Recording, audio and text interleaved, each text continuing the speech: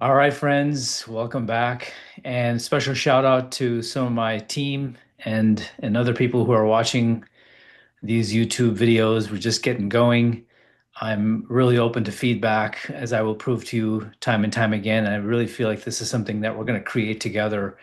Special shout out to Dimitri Hetzko, who pointed out that the audio quality could be improved. We could have a bigger image of myself rather than the small thumbnail for a better sense of connection. So be careful what you wish for because you may have some goofy looking faces coming your way. Also, the feedback to make it a little less lectury, which I hear you, and maybe pause. Thanks to Jeff Van Straten and Andy Van Straten for their feedback recently, and that we could, maybe pause on occasion to get people to really kind of contemplate things before we move forward, and continue to make sure we explain the basics. Sometimes, as a physician and as a clinical scientist, I can try to make it as basic as possible, but sometimes I fail in that regard, and I hear myself doing the again. That's feedback from my son, Nico, that sometimes we need to pull back and go even more foundational. And feel free to give me that feedback, and I'm happy to circle back and do other videos. This is not professionally, I'm not going to make it super professional, perfect. Part of what I'm going to teach you is to not be a perfectionist, but drive hard to make things better. And so I'm going to just keep the train moving with these videos and we'll keep improving as we go along together. So this is a profoundly important video, Why Emotions Enrich Our Lives. I cannot overemphasize how important this topic is, and it really pulls a lot of things together in terms of what we've talked about already and the journey that we're taking together. And for me, I was, fairly emotionally shut down, I'd say, for the first 40 years of my life for a variety of reasons. And the contrast between being, more shut down versus being more emotionally open has been profound for my life in terms of the richness, as I say, enrich our lives. So I've experienced the with and without, and so I have a lot of compassion for how difficult it is to be a human in modern times, and including in the West, in the United States in particular, where emotions are not favored, emotions are in fact discouraged. And I think that's a major mistake that we've made in the way we construct education, society, families. And so let's talk about why that is. So, the concept again, being emotional is more important than one can imagine. And we're going to talk about the why of emotions, and then we'll talk about studying the list. Studying this list of benefits can really push you into the next video because it's a double-edged sword because emotions also include negative emotions. And so that is going to be, as we'll discuss, a major barrier to the promised land and becoming more and more higher brain dominant. Okay, so uh, before I show you too much more, and to take the advice of my friends Jeff and Andy Van Straten, pause this video for a moment and really think about, why emotions are worthwhile, why it's valuable to be emotional. And in fact, even when I say that, why it's okay to be emotional, a lot of negative connotations probably flood through your brain. It's okay to be emotional. Really? Is it? Are you sure about that? Emotional kind of feels like that's a sign of weakness, right? Or a sign of loss of self-control or bad. It's bad. Makes us look bad. So pause the video, think about it, come up with as many reasons as you can to support being emotional so that we can then become more effective with the downside of being emotional. All right. So happiness is one big reason. If your emotional centers are shut down, you also are less apt to be able to feel joy and love and exhilaration and serenity, in the midst of beauty, inner and outer beauty. Decision making is highly tied to emotional openness, emotional centers being open. And this is a profoundly important concept, which is your subconscious mind communicates with emotions. It doesn't communicate with thoughts. It may communicate with images potentially, but emotions are a major way, and particularly positive, negative. Either it's a +7 or a -5, or so there's a valence connected to it, meaning it's a certain amount, right? There's a +5, +6, +7. It can be a really positive, or if really negative, it can be -6, -7, -8, right? So you get a feeling, an emotion in the positive and negative sense. And the subconscious mind, as we've talked about before, is a supercomputer. It's about 50,000 times more powerful than the conscious mind.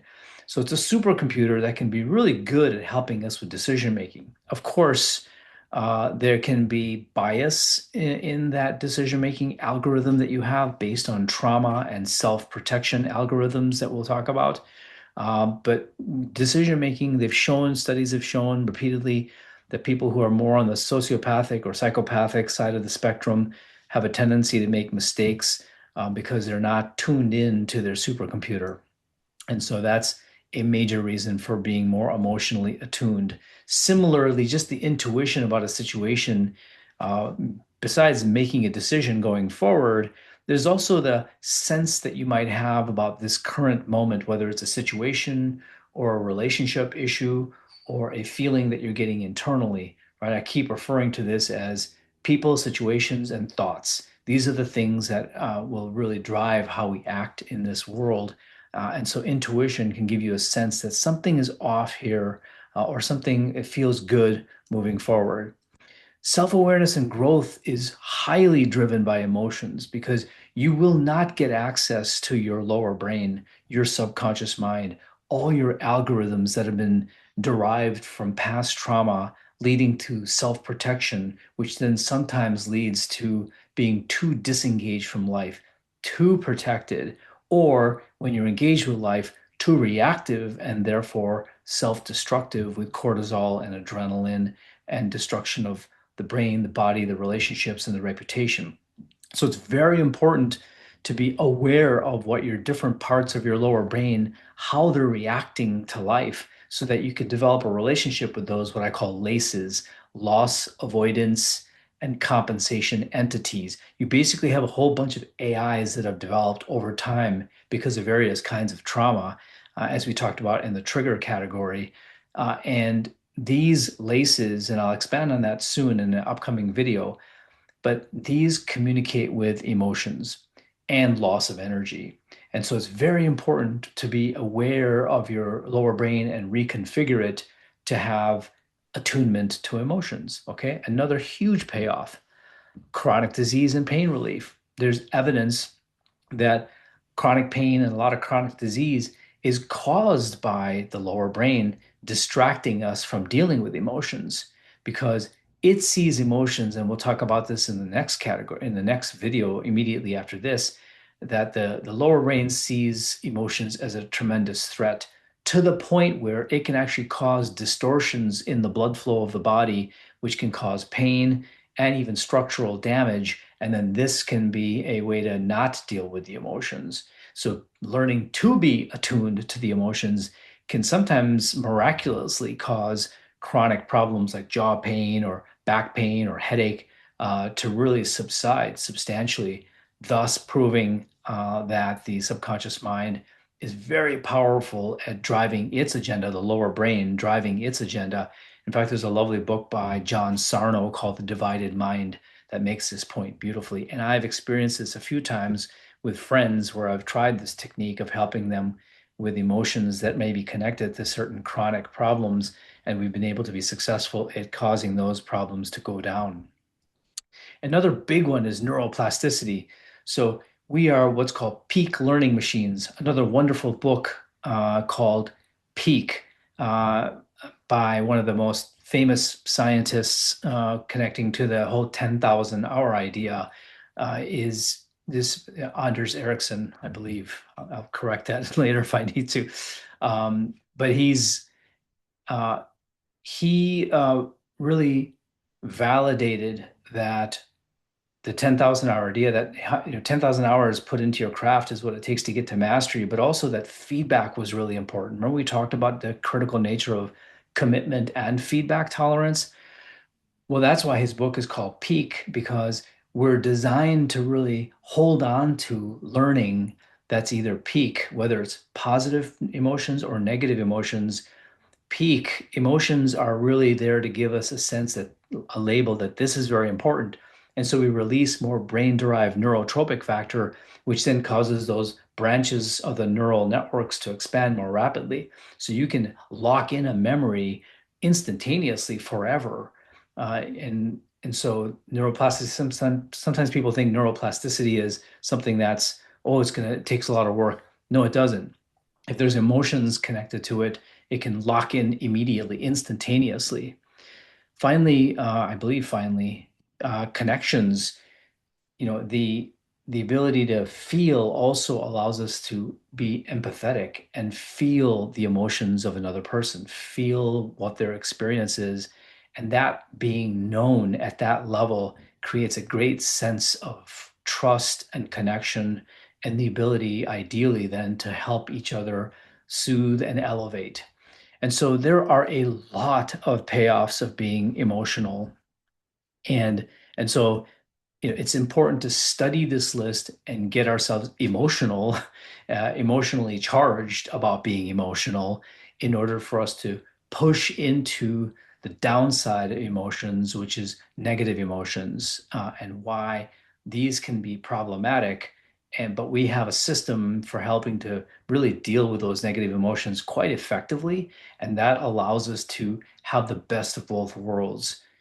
Take advantage of some of the positives of negative emotions. As we said, intuition, getting a funny spidey sense, a funny feeling about a person or a situation, that negative can be helpful. Being aware of negatives with regards to what your lower brain, how it's reacting to a situation, that can be helpful. So you can have deeper self-awareness and self-reconciliation of trauma patterns and overly self-protective laces inside your lower brain.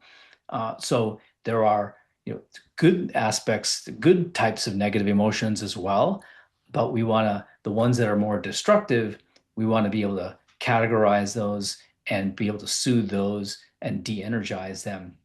And so it does help to have this list of positives of emotions in order to really embrace emotions, broadly speaking. And to put things in perspective relative to what we've talked about already, like, here are all the happiness payoffs of emotions, right? Exhilaration of being on the edge of your comfort zone, tranquility, serotonin, the tranquility and serenity of something beautiful that we've experienced or produced, the anxiety reduction, the peacefulness of being able to reconcile the lower brain and cool it off, dot connecting intellectually or creatively, novelty, discovery, the kind of aha experiences, oxytocin, the feeling of connection to others. See, all these are kind of different qualities of emotions derived from different neurotransmitters, derived from different aspects of our lives, and how we can make our lives much richer by being emotional. But what gets in the way, as we'll talk about in the next video, is the negative emotions that are elicited by a drop in the dopamine levels caused by the lower brain that's really trying to prevent us from experiencing negative emotions for the reasons that we'll talk about next. So please feel free to share your comments on the YouTube channel or by email, and I'll see you in the next video. Thank you.